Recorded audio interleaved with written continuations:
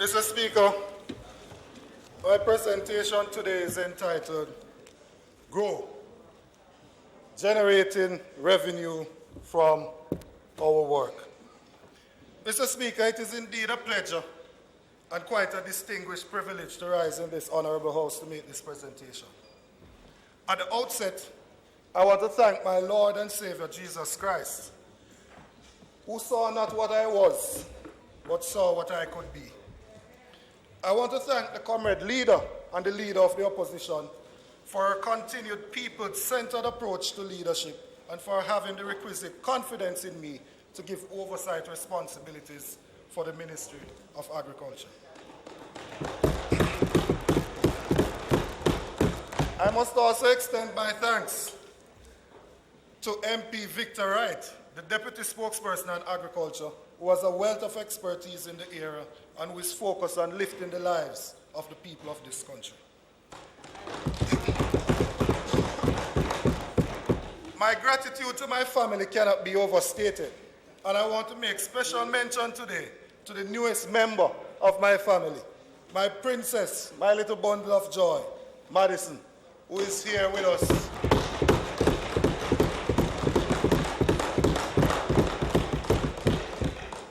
All decked out, matching her daddy. So you know she has swag from early. Mr. Speaker, I also want to thank my mother, who I speak so often of. And just last week, my younger sister completed her PhD, so she has now seen the dream realized to have two of her children being called Dr. Campbell.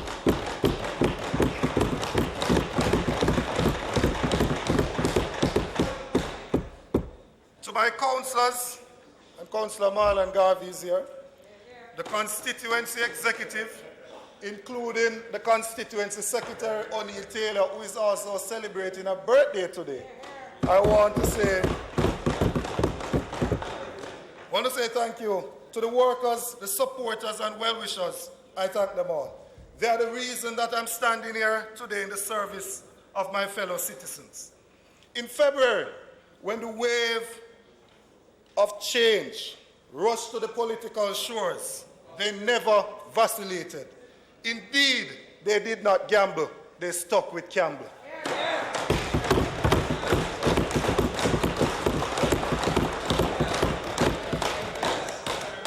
Mr. Speaker,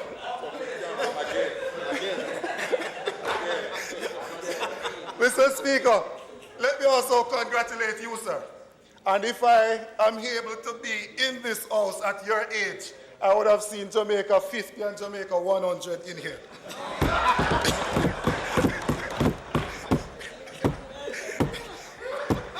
In St. Ann, Northwestern, we have been carrying out our community consultations in an effort to create the development plan for the next 4 years. We believe that listening is the most important aspect of leadership. We are well aware of the fact that we as leaders do not have custody of all the solutions. Thus, we have sought to get the ideas and opinions of the people. The Social Development Commission has also done some noteworthy work in this regard, and it is our intention for our data to dovetail into theirs as we seek to build stronger communities.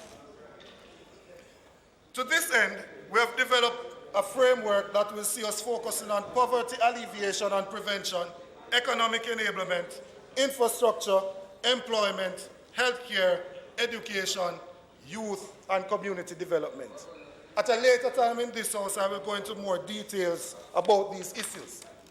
But just before I leave the constituency, Mr. Speaker, there are two issues that I want to speak of. One, the Minister of Local Government, I hope he's not leaving. Because one is the situation with garbage in the communities.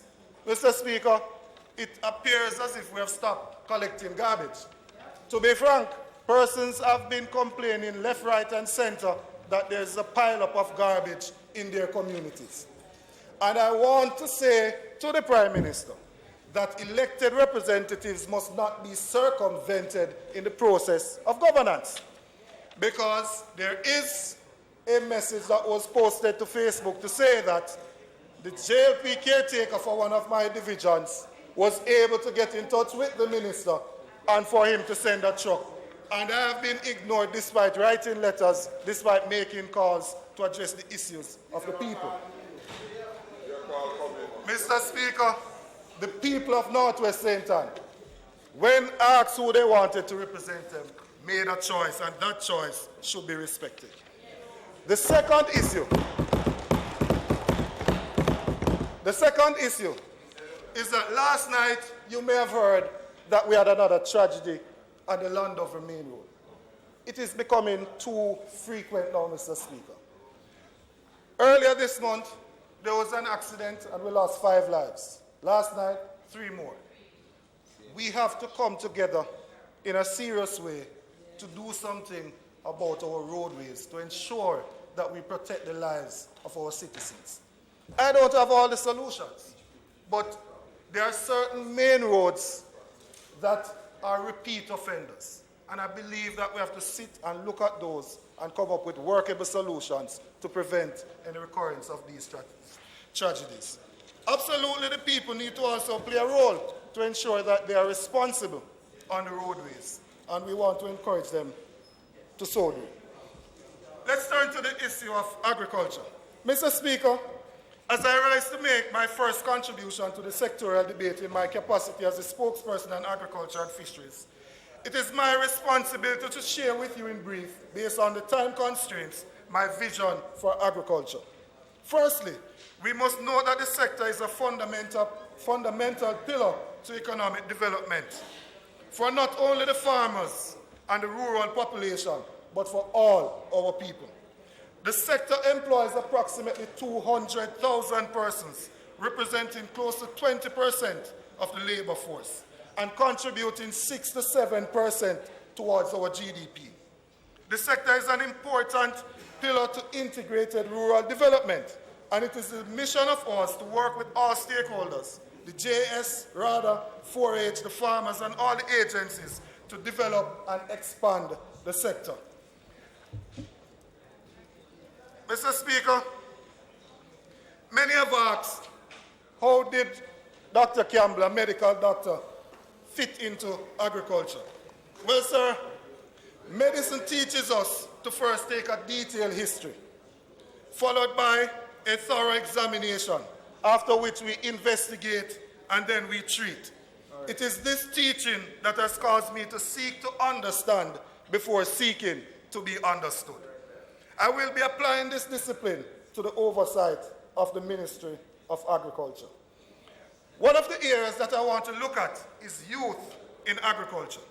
Mr. Speaker, we need Jamaica's best and brightest to embrace agriculture as a calling and career. I am of the firm belief that laws should be enacted to address problems that we are confronted with. Agriculture is the greatest employer of labor in the country. As I said before, employing over 200,000 small farmers, and those are the registered. The unregistered is approximately another 100,000. So really and truly, they have about 300,000 persons who farm. It is this fact that our young people are not attracted to the discipline as we would want or expect. We have to inculcate in their minds the importance of agriculture as a viable means of lifting them from abject poverty and establish that there is honor in hard work. We have too many of our young people who are unemployed or underemployed. It is clear in my mind that this is a recipe for future disaster and that agriculture is one of the antidotes. What do I suggest then, Mr. Speaker? Well, a few things. I believe we should make agriculture a mandatory subject in schools up to the CSEC level. Reason being, there are so many other subjects that we have as being mandatory. And when these persons leave school, they go to farming. So I believe that it would make sense for us to have them learn agriculture so they can go out there and practice it. And persons have to understand that irrespective of where you live, you can do some amount of agriculture. Even in your uptown houses, there is still need for container gardening and other things. Mr. Speaker, we should ensure that tertiary facilities expand their offerings and market these programs so that more persons are aware of the potential lucrative career that agriculture offers. We must continue to support young people who choose agriculture, as done through the Agro Investment Corporation in providing arable parcels of land to young persons and support them in establishing their career in agriculture. The continued support of the 4-H movement is critical. Agriculture is a career and can be a very lucrative business. It is not just about tilling the soil. The current average age of the Jamaican farmer is 37 years, coming down from a high of 57.5 in 2006. The data from 2006 from the RADA also revealed that farmers between 16 and 25 represented only 3.2%. The main reason for not wanting to pursue a career in agriculture included: 1, the perception that agriculture provided low financial returns. 2, it consisted of intense manual work with limited benefits. 3, they thought it involved limited or no application of technology. And 4, the perception that their peers would not be in favor of them pursuing careers in agriculture. Mr. Speaker, by engaging our best and brightest youth in farming, we can grow, generate revenue from our work. Mr. Speaker, one of the greatest inhibitors to growth in the field of agriculture is the lack of access to farms. This knowledge instructed the previous administration to approve over $500 million up to February to benefit 11,500 farmers directly under the National Farm Road Rehabilitation Program. Mr. Speaker, if we are to seriously get more small farmers producing, we have to ensure that they can get to their farms with easier access and get their produce from the farms to the markets. TVJ News recently highlighted the plight of farmers in Portland, in Millbank. These are persons who are going out there doing the hard work, but they are unable to get the produce to the farms easily. I'm therefore encouraging the administration to continue with a sharpened acuity to focus on creating greater access to farm roads. Rural infrastructure, Mr. Speaker, is important for us to give sufficient attention to the development of our nation. The obfuscation surrounding the highway from Harborview to St. Thomas is of major concern. It is very narrow-minded. It is a very narrow-minded approach to say it does not make economic sense. A very narrow-minded approach to say it doesn't make economic sense. Mr. Speaker, what was the economic sense? What was the economic sense to spend $1 billion to build a road in Christiana if this does not have any economic sense to build a highway going to St. Thomas? Mr. Speaker, just think of the income from Blue Mountain Coffee, the 2 agro-parks, and the plans to establish more agro-parks in that end of the island. Mr. Speaker, as a member of a rural area like myself, I am sure you are concerned with this stance. The leader of the opposition in her presentation said that the road to development is the development of roads. The finance minister must stop and think of the tremendous contribution made to the country's GDP by agriculture and how that would be greatly enhanced by developing the rural infrastructure in the country. Consider for a second the impact of Blue Mountain Coffee on the economy. It is estimated total value of US $50 million, of which St. Thomas produces 25% of that value. 200,000 boxes were produced. And note, Mr. Speaker, that Blue Mountain Coffee prices to farmers have increased under the PNP from a low of $2,500 where it was to $12,000 per box under the PNP administration. An additional 1,000 acres of new planting is now in progress across the 3 parishes, that's St. Andrew, St. Thomas, and Portland. And the plan, Mr. Speaker, I think you should inform them that if they talk, I will still make my point. The plan is to increase production next year to 230,000 and to 400,000 boxes in the next 3 years. The Yallas Agro Park, which last year produced 107 tons of onions. The PGR Agro Park, which in 2015 produced 65,000 of pumpkin and 50,000 of onions. Mr. Speaker, in developing rural infrastructure, we can grow, generate revenues from our work. Mr. Speaker, another cry for farmers of this land, the land of wood and water, is for proper irrigation system. The previous administration did a lot of work to upgrade the irrigation in some of the agro parks. Also, additional projects were done to assist farmers. The Black Tank project was one such, and that had far-reaching effects and must be continued. I am pleased to learn that the government of Jamaica will be pushing with the Caribbean Development Bank to implement the Essex Valley irrigation system in South St. Elizabeth. There is a cause for concern about the moving of the National Irrigation Commission from the Ministry of Agriculture to the National Water Commission. The NWC is already struggling and is probably one of the most inefficient service providers in the government. Yes, it is. Yes, it is. Mr. Speaker, in expanding irrigation, we can grow. Mr. Speaker, we must establish climate-resilient agriculture practices, policies, and strategies on the background of research and development to promote climate-smart agricultural techniques consistent with the national food and national security and climate change policies. We are well familiar with the vagaries of weather. It is therefore beholden on us to plan properly to prevent a future crisis.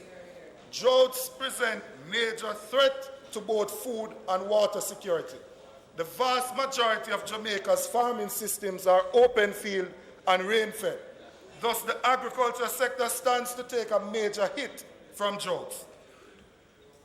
The Bose Research Lab in St. Catherine, therefore, should be upgraded to do proper research, and the ministry has a critical role to play with public education and mitigating against the impact of climate change.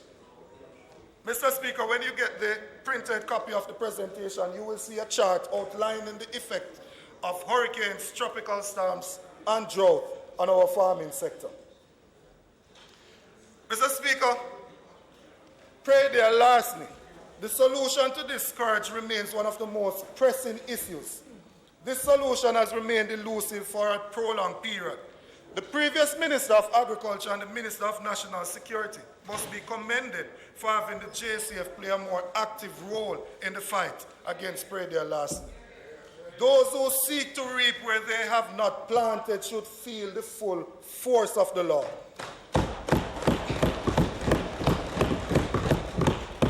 We have to ensure that there's quick response from the police when these dastardly acts are reported, and that those perpetrators that are accosted are prosecuted. A critical component of the fight lies in the National Animal Identification and Traceability System.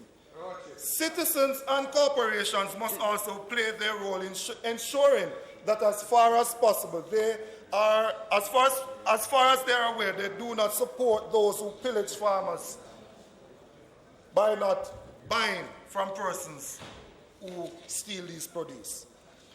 The agro-parks, the mission of the last administration was to place agriculture on a sustainable path for growth through the expansion of the Agro-Park Development Program Export Initiative.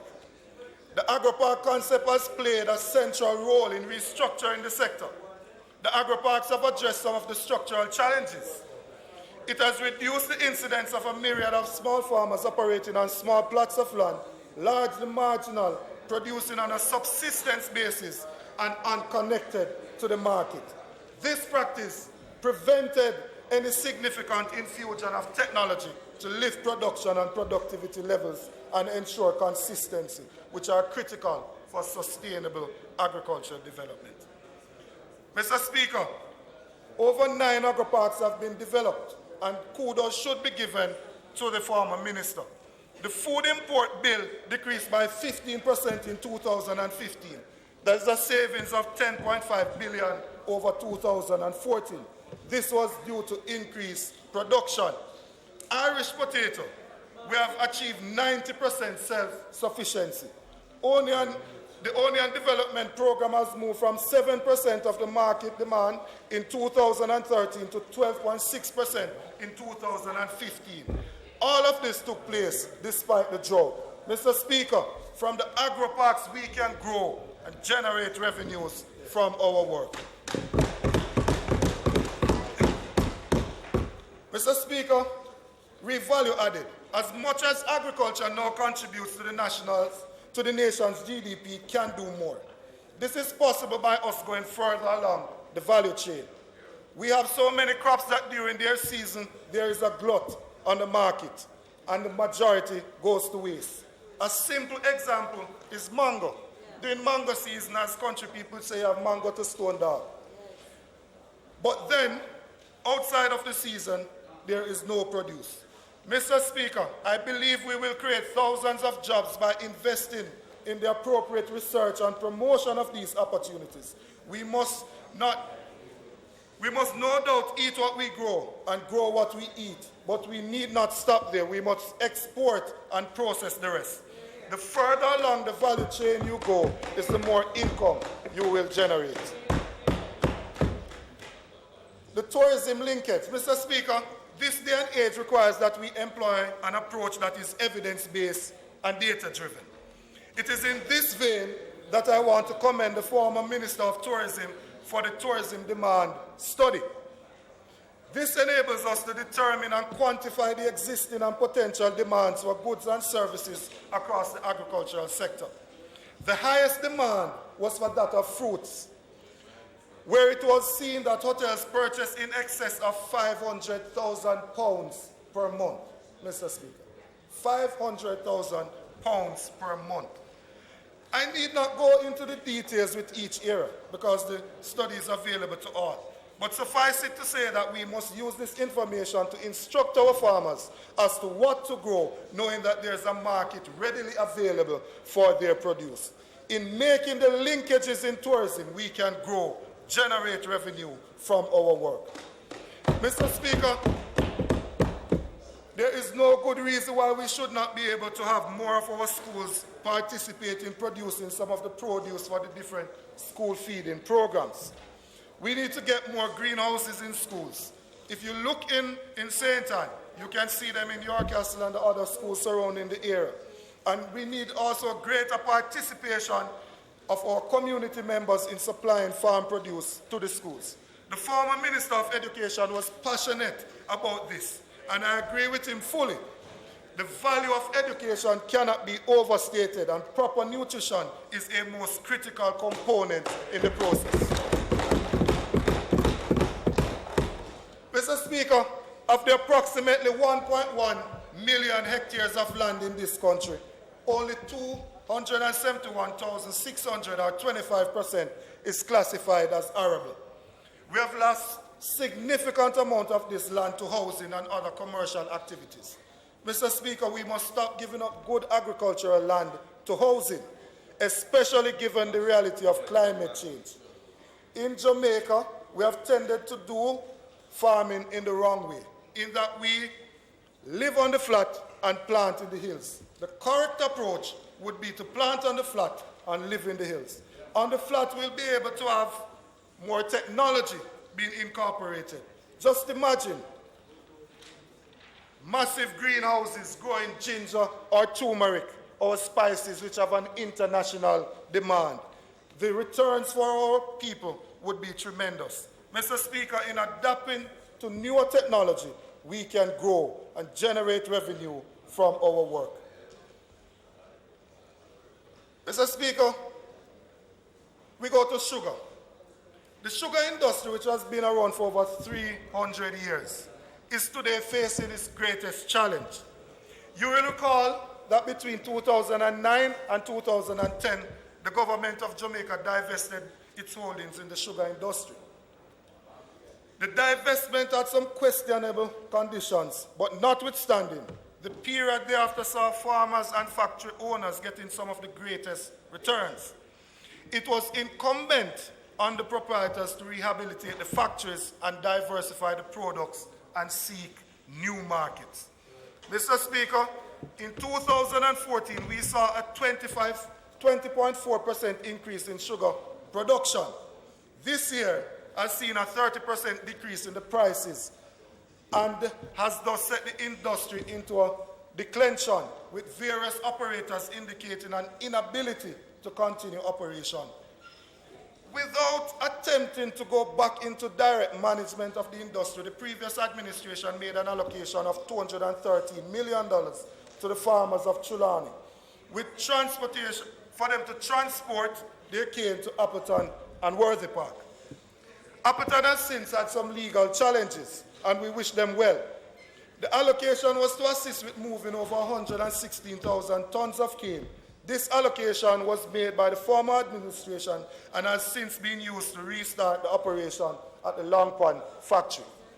There's a lot of talk coming from that side about the sugar industry, but I'm yet to see a dollar being placed where their mouths are, because the only allocation that they've used thus far is that which was there before. So the questions as well, Mr. Speaker, that have been tabled for over a month have not been answered.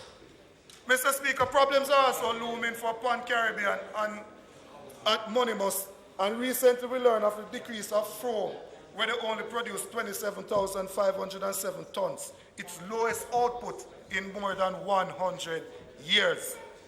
The Sugar Company of Jamaica has signaled its intention to manage over 2,800 hectares of cane until the end of the 2016 crop year. We have not yet heard of any allocation that will be made. Mr. Speaker, how is it that the private operators are saying they can't run these factories, and the private sector is supposed to be more efficient? The government is saying they are taking over these operations, and they're saying they're doing it at zero cost. Then what is it that prohibited the private operators from operating the factories? If it is at zero cost, the private operators should have been able to operate it. So I don't understand how it is that they have not made any allocation. Mr. Speaker, with the myriad of problems, the only shining light is the approach being pursued by Golden Grove Sugar Company. They have outsourced the field operation and secure a marketing agent agreement from the Sugar Industry Authority to package and market their sugar in the retail trade in the Caribbean. Of note, this marketing agreement was also given to Pan Caribbean from the outset. This seems to be a model worthy of emulation, however. Mr. Speaker, a significant development took place in the sugar industry with the installation of cogeneration capacity at Frome and Monimus.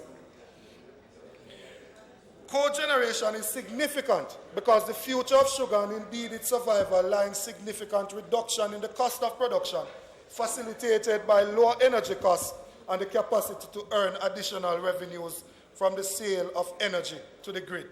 Mr. Speaker, the future growth of the industry will only be realized if we explore the full versatility of the sugarcane in terms of the multiple byproducts. We in the last administration pressed on with the social transformation of the sector, completing houses, schools, clinics, roads, community centers, water supply system, sporting facilities, and the training of young persons. Mr. Speaker, we were able in the last administration to reduce Jamaica's food import by more than 300 million US. Almost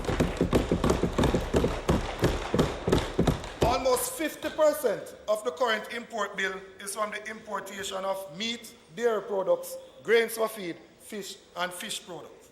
Mr. Speaker, for the 4 years of the previous administration, we did not import any pork legs for making hams. And last year recorded poultry production of 112 million kgs. We must not allow wanton import to derail this process. A total reorganization of the systems of license and tariffs must take place, because this in many instances is abuse, and that stifles agricultural production that is necessary for us to go forward. Mr. Speaker, we import on an annual basis 73.4 billion worth of meat.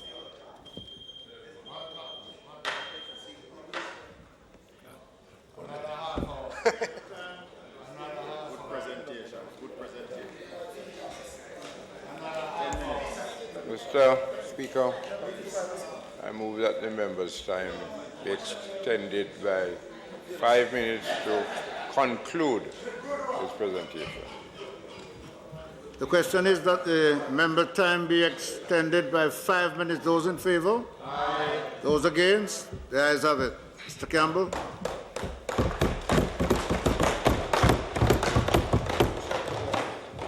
Thank you very much, Mr. Speaker. Thank you, colleagues. Mr. Speaker, if we look at Burundi, they have a revolving livestock scheme where poor farmers who do not have livestock but have enough land to keep an animal are eligible for the scheme.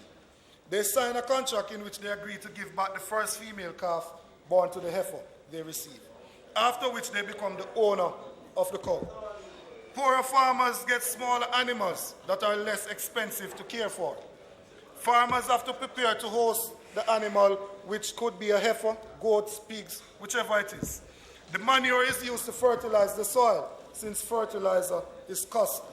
Mr. Speaker, this program has caused agricultural production to increase by 2 to 5 times in Burundi. Technical assistance and training comes from the Ministry of Agriculture and supported by community groups.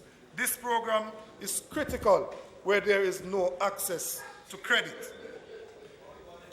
Mr. Speaker, this program can work here in Jamaica with support from RADA. We have heard from the minister in the ministry, the member from St. Elizabeth, that they will no longer cause the production incentive to go to the members of parliament. He has said that the allocation will go directly to RADA. There are some concerns, Mr. Speaker, and I'm not sure if the Prime Minister is aware of what is taking place within that ministry. But it was reported that there was a retreat that was called and that the lead minister was not invited. It has also been reported. Were you invited, Member Warmington? So shut your rubbish. Mr. Speaker, we have seen the formation of several PMOs. We have no idea what the structure of these PMOs are. We have no idea of the persons associated with these. There are concerns about the appointment of persons to the different boards and them having close affiliation with members who are appointed.